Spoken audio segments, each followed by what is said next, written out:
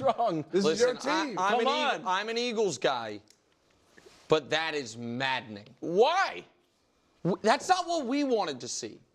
That's what A.J. Brown demanded, and then Brandon Graham, the longest tenured Eagle, was like, man, A.J.'s super pissed, huh? They're not even friends anymore. The idea that this was some silly Philly or national media creation, nobody was talking about what's wrong with the Eagles until the Eagles waved two giant flags saying, a lot's wrong over here. Then Jalen Hurts comes to the press conference. He's like, huh.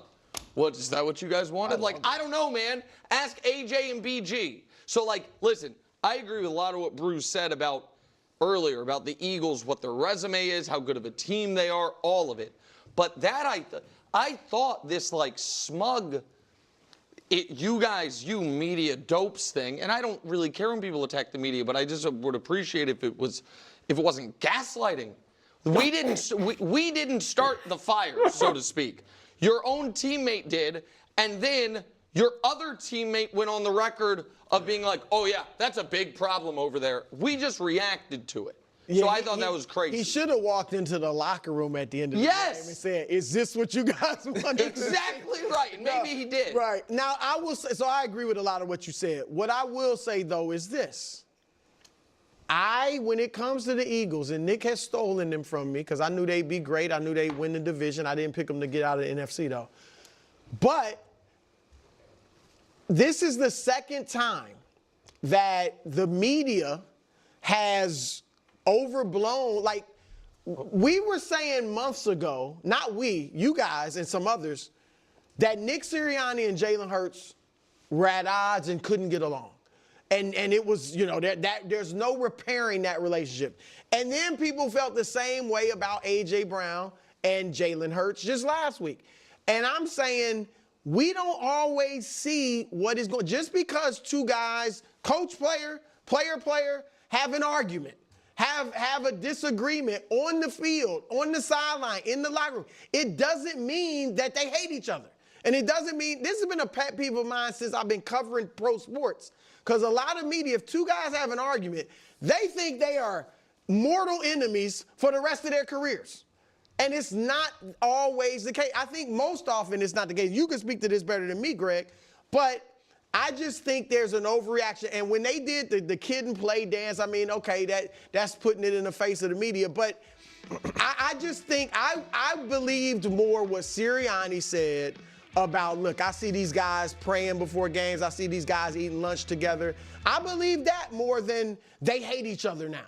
But and nobody what we thought saw they on hated Sunday. each other until hate until Brandon Graham. But it was someone right. It was people someone thought someone inside the locker room. It wasn't the media being tricked if they were tricked. But it after it was a teammate that said they're not they used to be friends, which was a different thing even than A.J. Brown being like, we need to work on passing. Then it was like, oh, there's a personal issue, too, that we didn't know about, which people reacted to. So they definitely proved a point. And I think this was the opponent that they were able to prove that point, because you weren't going to just go up against this Pittsburgh Steelers team and just run the ball like you had been against everyone. That's just not what they're going to allow you to do. So it benefited them to be able to throw the ball in this game.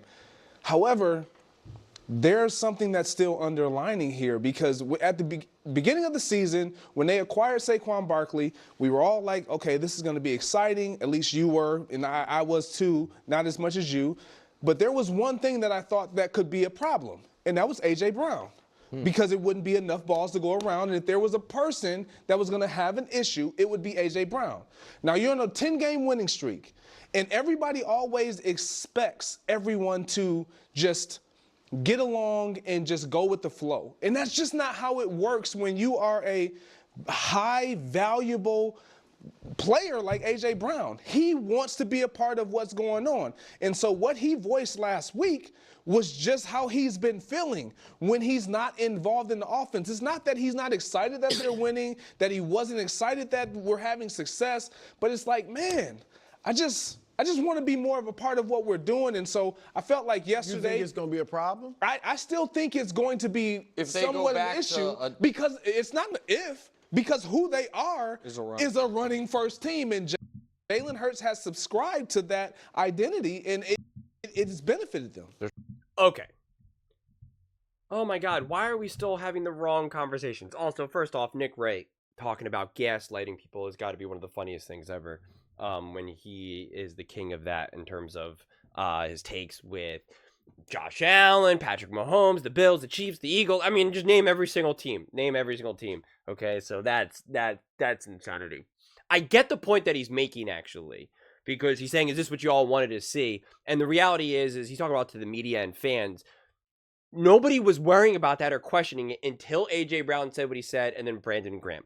So this was absolutely a situation that the Philadelphia Eagles created for themselves. That cannot be disputed. That cannot be disputed. Because nobody was having these types of conversations until A.J. Brown gave his interview, and then Brandon Graham followed up with what he said. Then it kind of spiraled. So anyone that wants to keep saying that the media made something out of nothing, it's just not true. The Philadelphia Eagles made it something. That is the reality. It cannot be denied. But with all that said, during that time that the media, they then all started to pile on and say, see, Jalen Hurts can't throw. And then you have people like Mangini and Nick Wright and so, and they're all like, they're taking the ball out of Jalen Hurts' hands. Colin Cowherd has been on that train. They're asking Jalen Hurts to do less. And so now he is now kind of saying, is this what you all wanted to see? Because you're pretty much saying that we can't do that, Jalen Hurts, can't do that. So all of these things are actually true at the same time. You understand? Did you follow that? So, and I was the one that kept saying, no, it's not that Jalen Hurts can't. They are a run-first team. That is how this team is great. Jalen Hurts can do it, and they're not taking the ball out of his hands because he's still responsible for all of these decisions. Is he going to run? Is Saquon Barkley going to run? Is he going to pass the ball? Where is he going to pass the ball? So I kept saying, no, he's managing that offense, and I mean managing in a positive way, not a negative way. Not to mention using his legs to pick up really, really key. He did it again against the Steelers. Used his legs to pick up huge, big-time downs. And he made huge, big-time throws. They don't have to change their offense. Because this is where I can't believe Greg's even gotten this wrong. And it's like shocking for me to say this. It just means that he's just not up to date. The problem was that Jalen Hurts was just not hitting A.J. Brown when A.J. was open. And that's why Mark Sanchez did a beautiful job of kind of highlighting this. It's like that was the problem. And Dan Orlovsky highlighted this as well. Where it's kind of like there's not an actual problem on the field.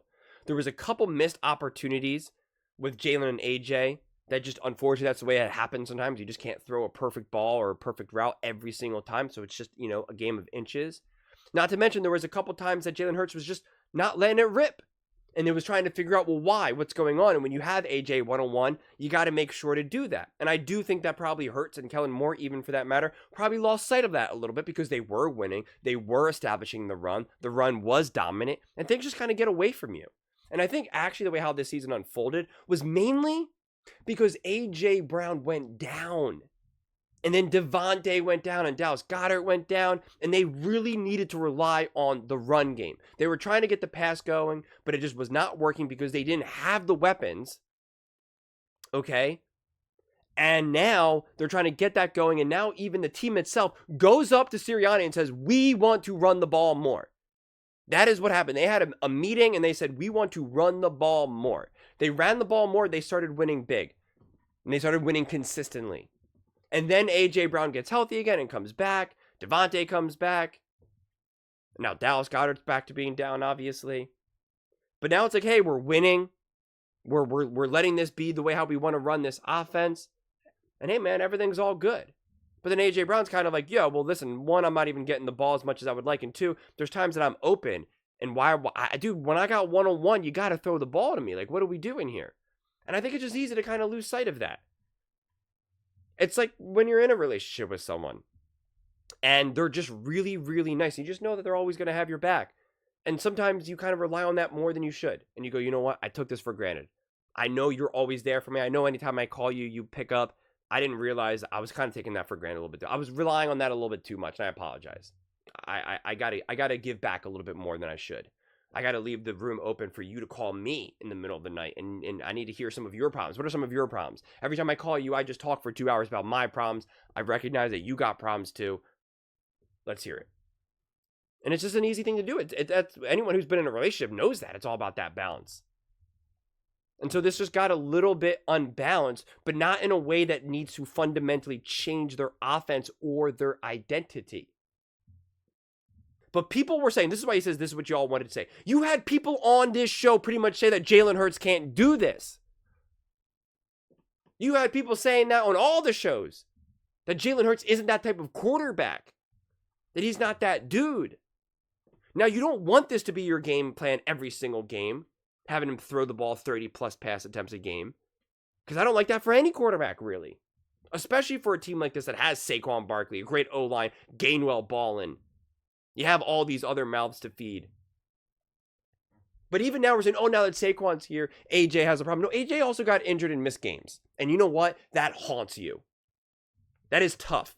Because now you're watching on the sidelines, you're either watching your team lose or win. And now you're like, I want to get back out there. I want to get back out there, man. I want to get back out there. You get back out there, you're now not getting the glory that you thought you were missing. And now it just kind of starts to compound a little bit. And you get more frustrated. So the humanness of this whole thing makes total sense when you really look back and see how the timeline unfolded. Now, again, I'm on the record saying this repeatedly. I wish this was handled completely behind the scenes so no one had any idea that this happened. I wish, because they could have had this exact game without having anyone know about it in terms of like the media going into it.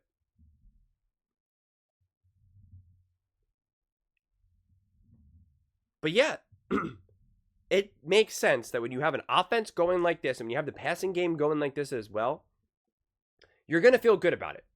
The Eagles should feel even better now than they did a couple weeks ago.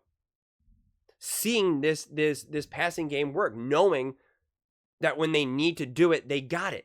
And Saquon didn't even play the whole time, obviously. I still don't know what happened to him. He kind of like said, I'm not going to go into details about it, which my knee-jerk reaction when I saw that made me think that it was something more on here. Embarrassing injury of some sort, something that you like don't want people to know about, something that's a little bit more personal. I think if it was just like a foot injury or a knee, he would just be like, oh yeah, I tweaked my knee a little bit, but I'm fine. Like, I think he would have said that, but the fact that he's like, I'm not going to get into more details dealing with something, I don't know. That's just a guess. Maybe more information has come out since then. I honestly don't know. I haven't looked it up.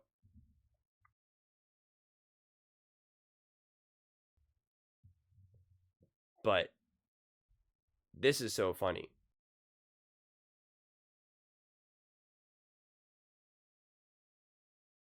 I'll just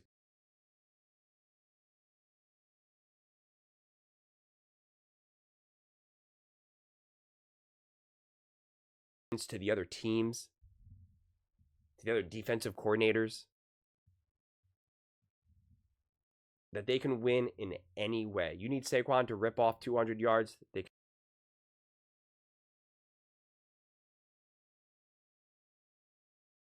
to throw the ball over 30 times, they can do that. You need Jalen Hurts to throw the ball only 20 times, they got it.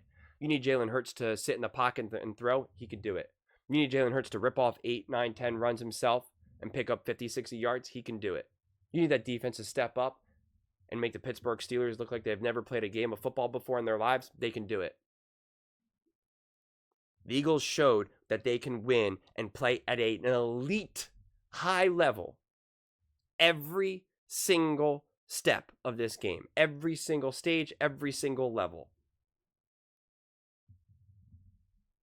And yet now we're still going to try to come up with like, this is still a concern.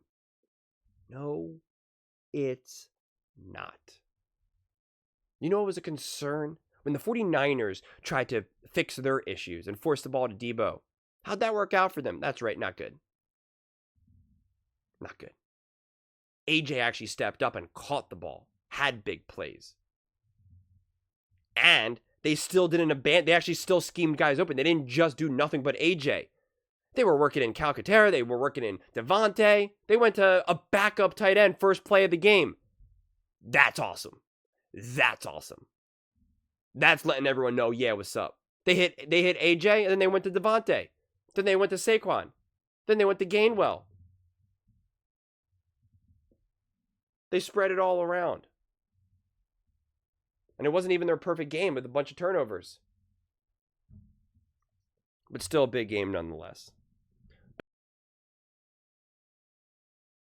guys all think about the Philadelphia Eagles. Do you think that this was a good win, a bad win? Do you think there's still kind of concerns, any type of lingering issues? Let me know in the comments below. I read every single comment. So whether you agree with me or disagree with me, either way, let's get in some discussions. Let's get in some fights. But ultimately, let's just have some fun. And please do consider subscribing. We're building an amazing community we all genuinely feel connected to. Something that we're really excited to be part of. I think we're well on our way to doing it.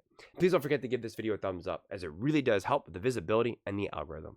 Thank you so much, and see you next time.